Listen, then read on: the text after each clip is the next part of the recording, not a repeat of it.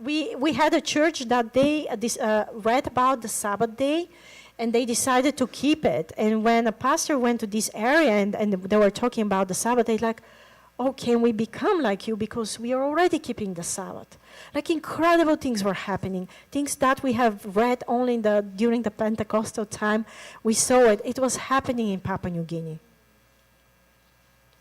So 3,000 baptisms in that beach. Actually, there's 6,000, but that's an old data. It was incredible to see so many. They're like just so methodical. Every minute, somebody gets baptized. There were like 100 pastors in the water. Next, baptizing. I will show you a video at the end for you to see just a small part of the incredible work that we were able to witness. And this is the same beach where the 10 missionaries that came first time, they were eaten up. Cannibals really liked the meat of a missionary because they said it's healthy and it's tasty. So they would really, on purpose, they would eat missionaries. This is the rain, nobody would move. This is a church that was built in 5 months. The pastor's child died and they buried the child. And they said, we should make a church here. It's a sign. And the whole church worked and built a church in 5 months. They put so much effort into it. That's the best church I've ever been to. The seats are like airplane seats. And this is the church where the prime minister is. And I was sitting on the second row and all those politicians. And when they gave them a time to speak, they were just so humble people.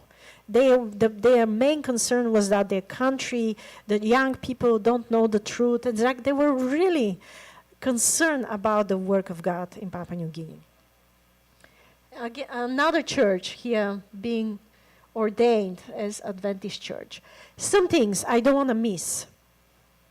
So when Ted Wilson was about to speak, a white bird started flying over. That's a reef heron. It's a white reef heron. Started flying over the whole congregation. You will see it at the end on the video. And would land on the hands of certain people.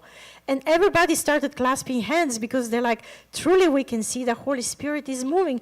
That's not a typical behavior of a reef heron to fly over such a big congregation and land on people's hands. And as when those people saw that, they were like, truly the Lord is here. Then in one congregation, they said they saw angels. Angels flying over, and they couldn't believe it. And when we heard that, it was like, is it true that it was angels? They tried to take pictures. They were very blurry.